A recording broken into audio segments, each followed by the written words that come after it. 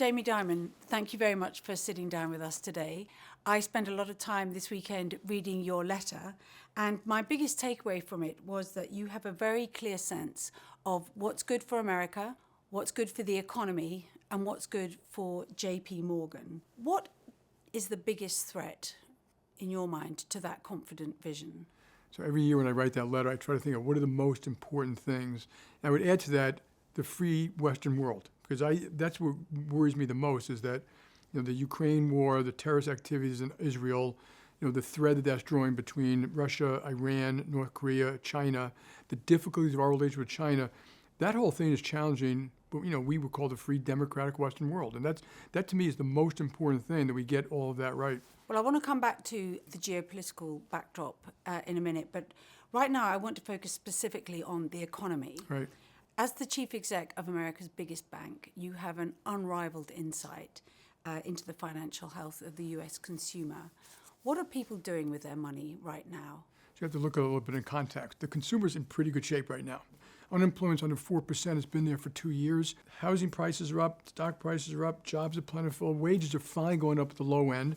The consumer's in pretty good shape. The one thing you got to be cautious about, a lot of it is driven by just fiscal spending. Mm-hmm. So even today, the deficit is 6% of GDP, almost $2 trillion.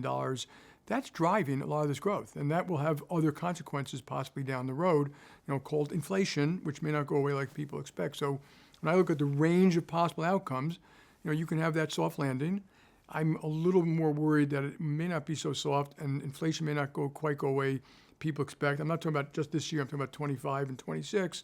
The rates may have to go up a little higher. I'm talking about the 10-year rate, the 5-year rate, and that can have consequences. So we'll see.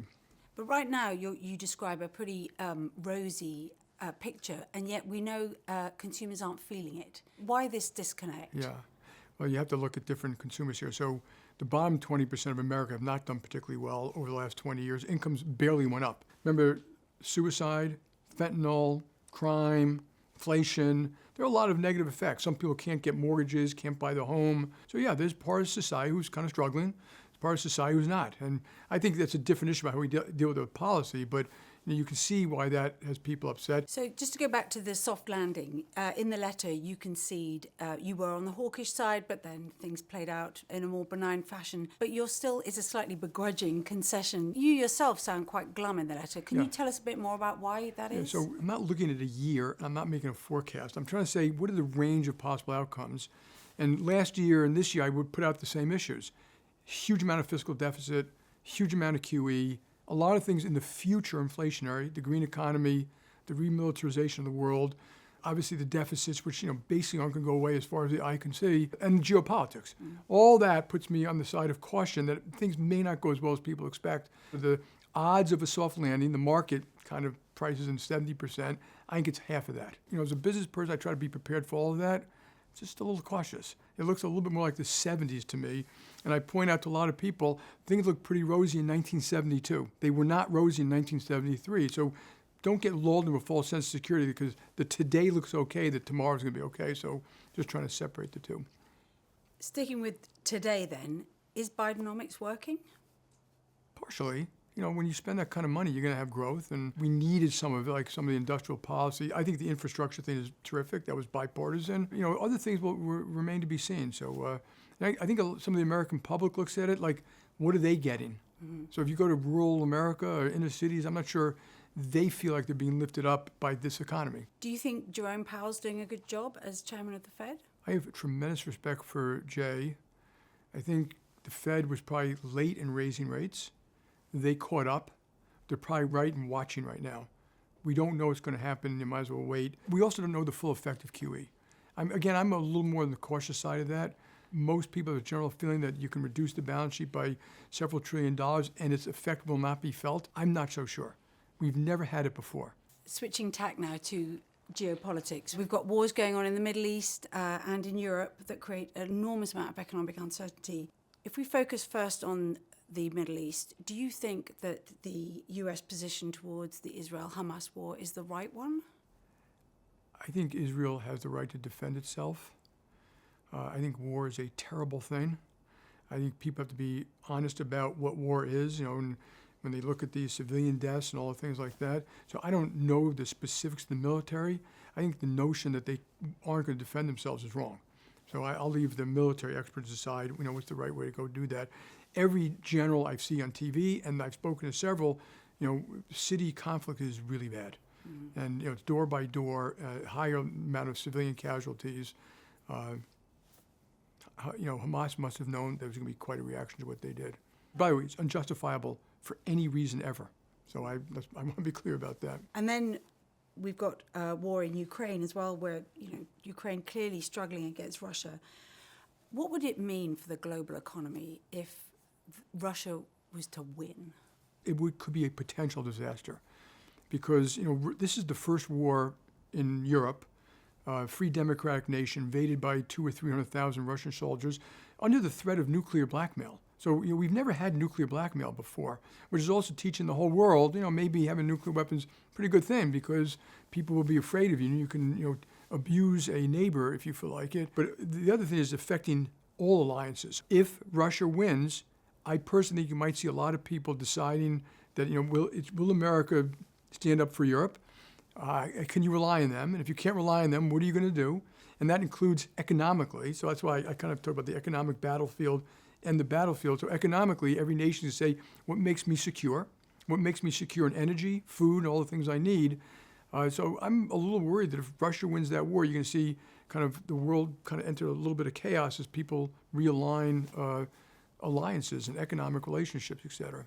So China's complicated, obviously, because on the one hand, we have so much trade with China, the supply chains are integrated, but at the same time, we reported recently that China is aiding the Russian war effort, and there's now a proposal by the US to sanction Chinese banks. How should the US approach China? I always tell America, take a deep breath. We have all the foodborne and energy we need, the Atlantic and the Pacific, no wars in North America, South America. China imports 11 million barrels of oil a day. They're a very complicated neighbor. Their own actions are causing all their neighbors to rearm. Their GDP per person is $15,000 versus our 80. So, we're in a very good position. We have to restructure trade around national security. They need oil and gas, so the LNG, I think, is very important strategically. So I would negotiate them around all of that. I'm glad they're doing it. As long as Ukraine is there and they're doing anything to aid and abet, I think it makes it very hard to have a great relationship with them. I'm glad the government has the authority to do certain things. If, in fact, some of these things are true, they should do some sanctions. Right. But they should expect some back, by the way. I want to turn now to domestic matters and the forthcoming election. We're in the very unusual position of knowing what a Trump presidency looks like. We know what a Biden presidency looks like. Who's the best candidate for the economy for 2024? Okay, I'm not going to go into that kind of thing right now. And whoever is president, we will try to help. I would like them to put a lot of experts around them, not just academic, but practitioners in the real world, because I think it matters. How about you as one of the experts? I know your name has come up in the context of a new Fed chairman. I would not do Fed chairman, Treasury secretary. I don't think I'd ever be picked for that. So. Okay, you're not a politician, but you are a chief executive, and obviously there are a lot of pressures with the job. You had a near-death experience about 4 years ago with your aortic tear, and before that you'd had a big cancer scare. How did those experiences change you? It wasn't a cancer scare, it was cancer. Yeah. I don't know. I probably have a little PTSD from all of them. And I think you try to live life a little more deliberately.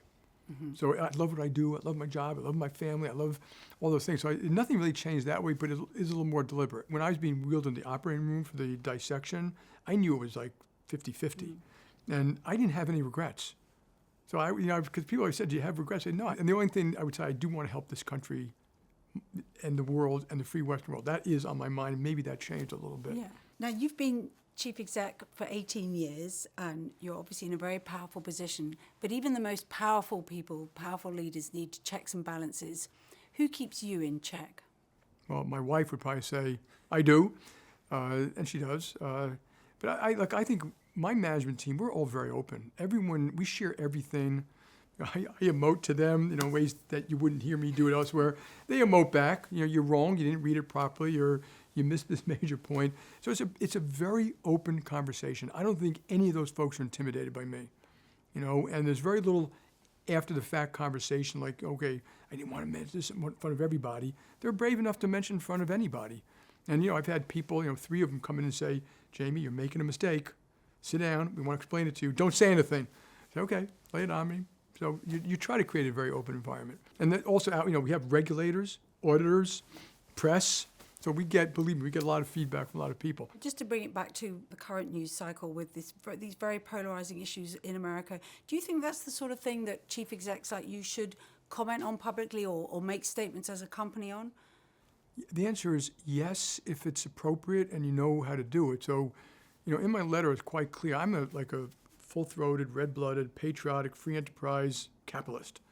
And I'm unabashed and unashamed.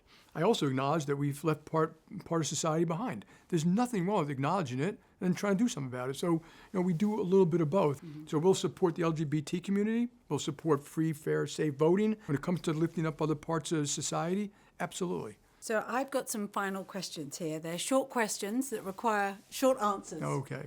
How many days should people be in the office? 5 is ideal. Are America's downtowns dead? No.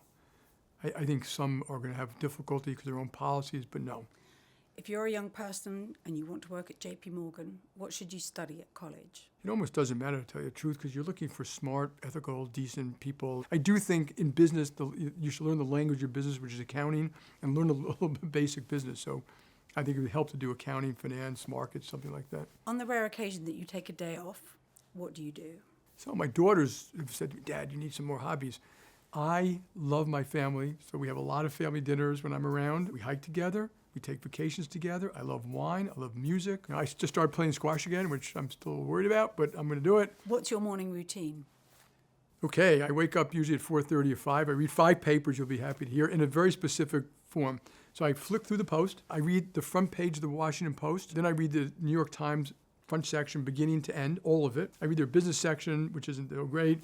Then I read the Wall Street Journal, front section, exchange next, and then the FT. And the reason I do FT last is because all the other ones are very much skewed to the U.S. So I like reading.